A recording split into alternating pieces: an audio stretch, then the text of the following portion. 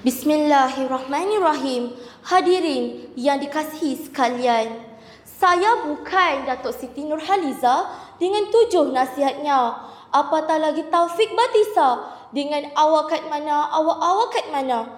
Tetapi saya hanyalah seorang gadis biasa yang penuh dengan iltizam, ingin menyebarkan sedikit dogma, berpandukan tinta dan wacana para sarjana, menerusi mauduk pidato saya yang berbunyi kemakmuran bersama tunjang kesejahteraan sosial.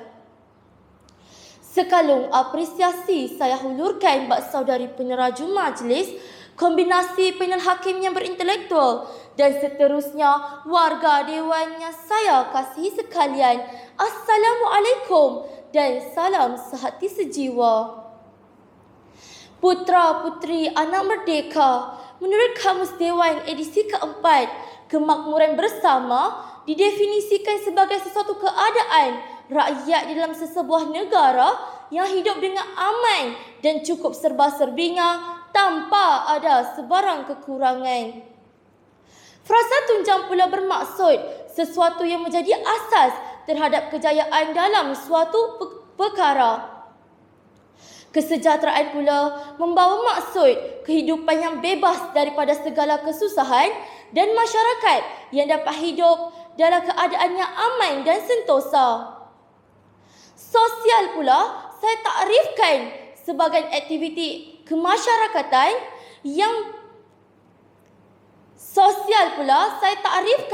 sebagai hal yang berkaitan dengan aktiviti kemasyarakatan.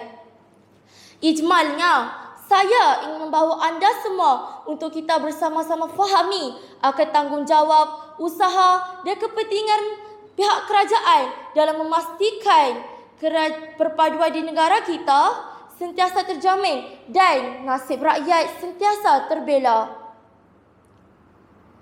Pragmatik Dewan sekalian, dasar negara mensejahterakan masyarakat merupakan kata kunci saya yang pertama. Kewujudan pelbagai dasar ke arah pembentukan integrasi nasional seperti dasar ekonomi baru, dasar pembangunan negara dan wawasan kemakmuran bersama 2030 merupakan langkah pragmatik dalam memastikan tiada rakyat yang akan ketinggalan. Dasar ekonomi baru yang telah diperkenalkan oleh Tun Abdul Razak sewaktu rusuhan kaum pada 13 Mei 1969 misalnya bertujuan untuk mencapai perpaduan rakyat dengan memperbetulkan ketidakseimbangan sosio-ekonomi antara kaum dan wilayah. Perpaduan rakyat juga dapat diusahakan lagi dengan dasar pembangunan nasional yang telah diperkenalkan pada tahun 1991.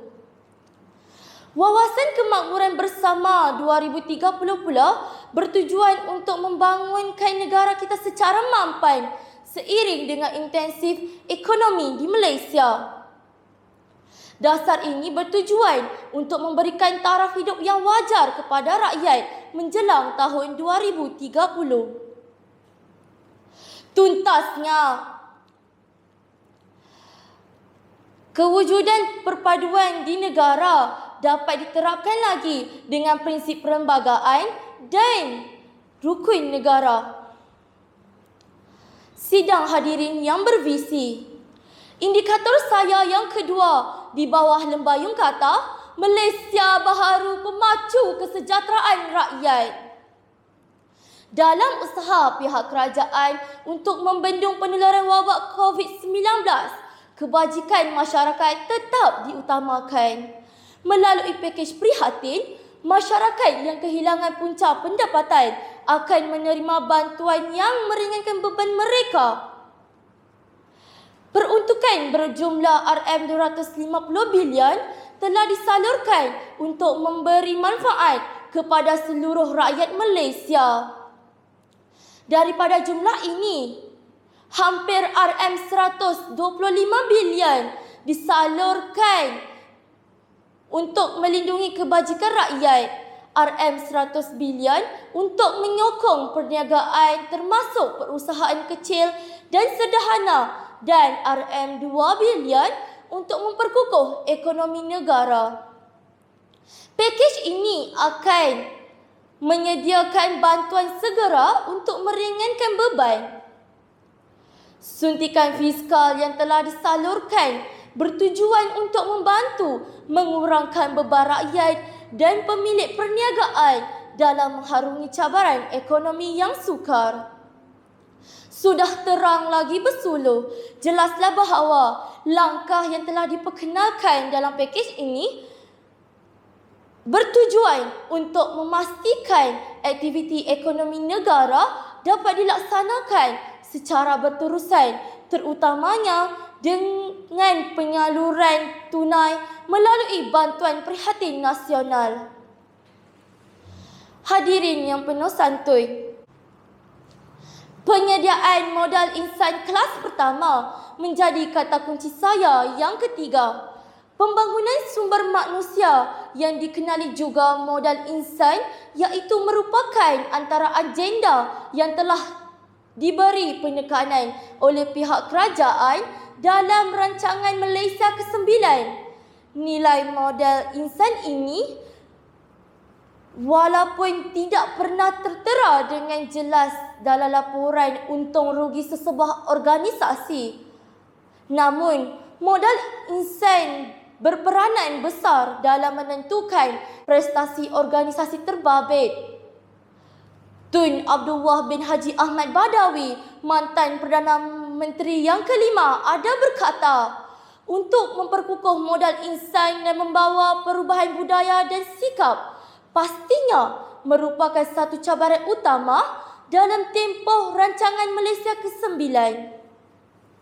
Faktor yang paling utama untuk menjadi sebuah negara maju ialah keupayaan dan kepribadian masyarakat negara tersebut. Oleh itu, untuk mencapai gagasan ini, Malaysia tidak boleh lagi dilihat sebagai negara yang memiliki infrastruktur kelas pertama, tetapi mentaliti rakyatnya berada di kelas ketiga. Hadirin yang penuh santun, konklusinya dapatlah saya simpulkan di sini. Tatkala kita menjadikan kemakmuran dan keharmonian sebagai pegangan, impaknya bangsa yang dahulu jatuh tertiarap di mama bumi kini kembali tegak bermaruah. Namun, seandainya kita tidak menghargai kemakmuran yang kita kecapi, ingatlah, tatkala ayam direban sambar helang, padi di tangan menjadi lalang, sejarah mungkin akan berulang. Sekian, terima kasih.